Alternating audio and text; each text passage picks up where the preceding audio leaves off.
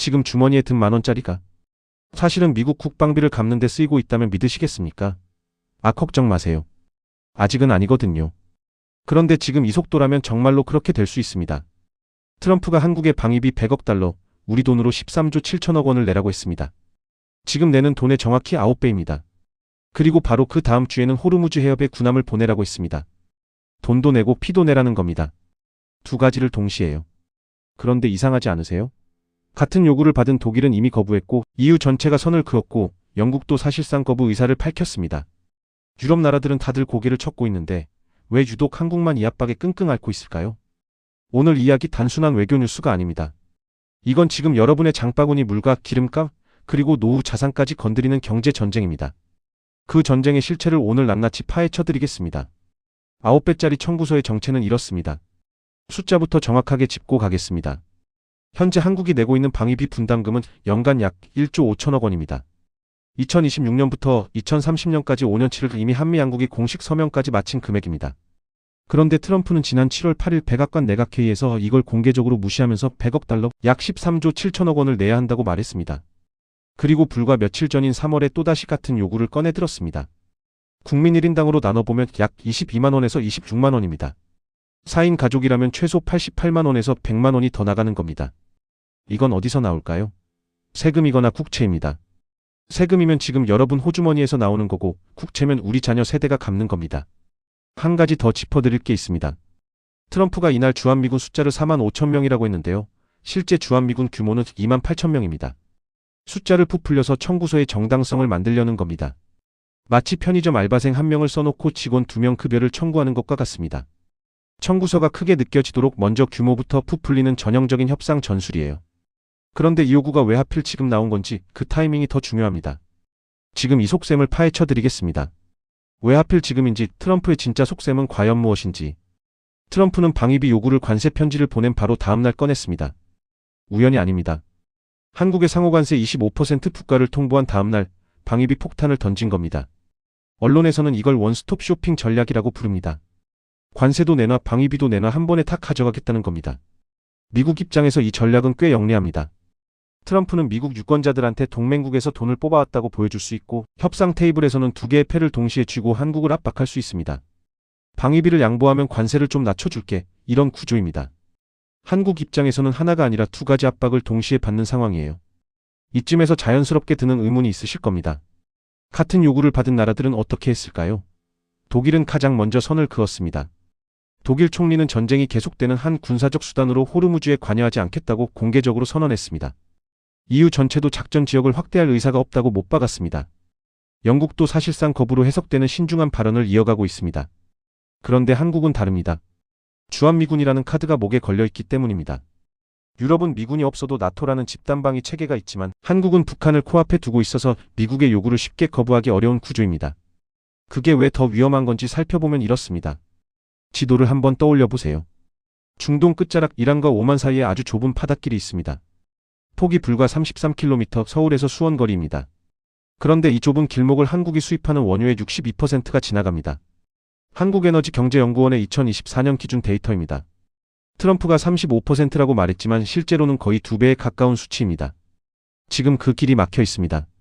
미국 이스라엘의 이란 공격 이후 이란이 호르무즈 해협을 사실상 봉쇄했고 유가는 이미 배럴당 100달러를 다시 돌파했습니다. 유조선들이 오만 앞바다에 발이 묶였습니다. 한국의 목동맥이라는 표현이 과장이 아닌 이유가 바로 이겁니다. 이 길이 막히면 한국은 숨을 못 쉽니다. 그런데 트럼프는 이 막힌 길을 뚫으러 가는 작전에 한국 군함을 보내라고 합니다. 이 작전에 참여하면 어떻게 될까요? 한국은 자동으로 미국과 이란 갈등의 한 축에 끼어드는 겁니다. 이란이 향후 한국을 어떻게 볼지는 불보듯 뻔합니다. 외교적 중립을 잃는 순간 에너지 수급 리스크는 오히려 더 올라가는 역설이 생깁니다.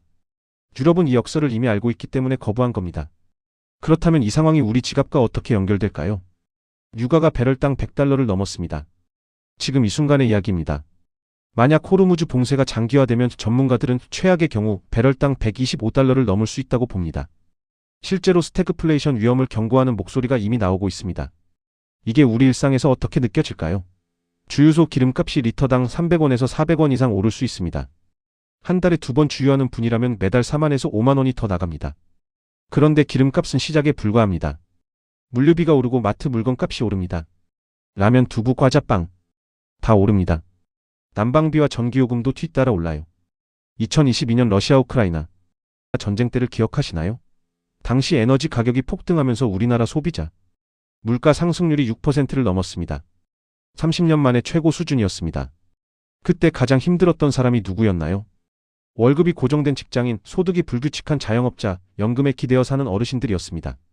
물가는 오르는데 내 수입은 그대로니까요. 지금 다시 그 상황이 재현되고 있는 겁니다. 그리고 지금은 방위비 부담까지 겹쳐 있습니다. 이 두 가지가 동시에 터지면 어떻게 될까요? 보다시피 이건 외교 싸움이 아니라 경제 전쟁이다라고 볼 수 있습니다. 방위비를 9배로 올리면 한국 정부 재정에 구멍이 납니다. 재정에 구멍이 나면 국채를 더 발행합니다. 국채가 많아지면 금리 상승 압력이 생깁니다. 금리가 오르면 대출 이자가 오릅니다. 지금 주택담보대출 있으신 분들 느껴지시죠? 이 연결고리가 직접 여러분의 통장으로 이어지는 경로입니다. 동시에 호르무즈 긴장이 고조되면서 에너지 가격이 오르면 물가가 자극됩니다. 물가를 잡으려면 금리를 또 올려야 합니다. 금리가 오르면 집값 하락 압력이 생기고 소비가 위축되고 경기가 둔화됩니다. 경제연구기관들은 호르무즈 봉쇄가 2개월 이상 장기화되면 한국의 올해 GDP 성장률이 최대 0.45%포인트 추가 하락할 수 있다고 분석합니다. 방위비와 파병, 이 두 가지가 동시에 터지면 우리 경제는 앞뒤에서 협공을 받는 구조입니다. 이게 단순한 외교 싸움이 아닌 이유입니다. 이건 여러분의 구매력을 체계적으로 빼앗아 가는 경제 전쟁입니다. 그렇다면 개인은 어떻게 대응해야 할까요? 지금 당신이 해야 할 것. 달러 전쟁이 나면 제일 먼저 오르는 것.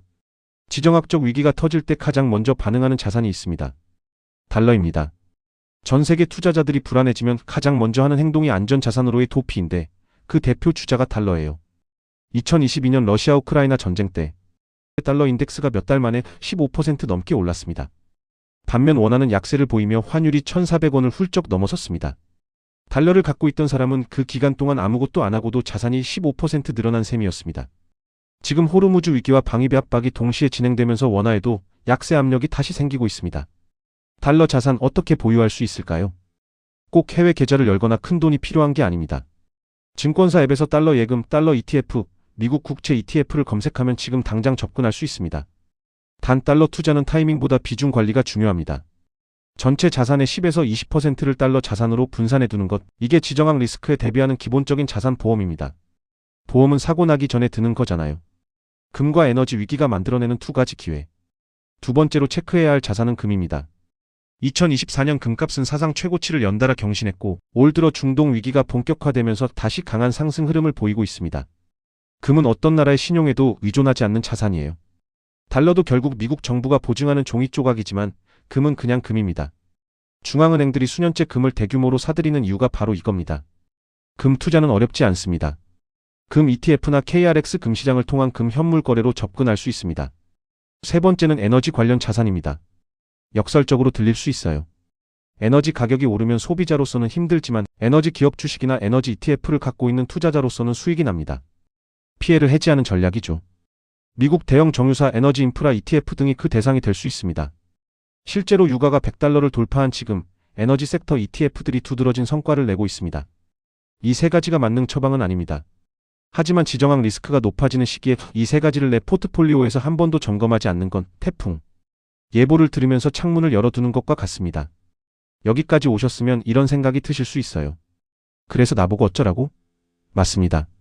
현실은 무겁고 선택지는 좁아 보입니다. 개인이 트럼프의 협상 테이블을 바꿀 수는 없습니다. 호르무즈 해협을 혼자 뚫고 올 수도 없죠. 그런데 한 가지 위안이 있다면 유럽 나라들의 반응입니다. 독일도 EU도 영국도 네덜란드도 줄줄이 거부 혹은 난색을 표했습니다. 칼라스 EU 외교대표는 회견에서 이렇게 말했습니다. 누구도 이 전쟁에 적극적으로 나서길 원치 않는다고. 이건 한국이 혼자 고립된 게 아니라는 의미입니다. 오히려 우리에게도 버틸 수 있는 외교적 공간이 있다는 신호입니다. 하지만 그 외교는 정부가 할 일이고 우리가 할 일은 따로 있습니다. 오늘 영상을 보신 여러분께 드리고 싶은 단 하나의 질문입니다. 지금 내 자산은 위기에 얼마나 노출되어 있는가? 원화 예금만 갖고 계신 분이라면 한번 돌아보세요. 달러 자산은 없는지, 금 비중은 얼마인지, 에너지 리스크를 해지할 수단은 있는지.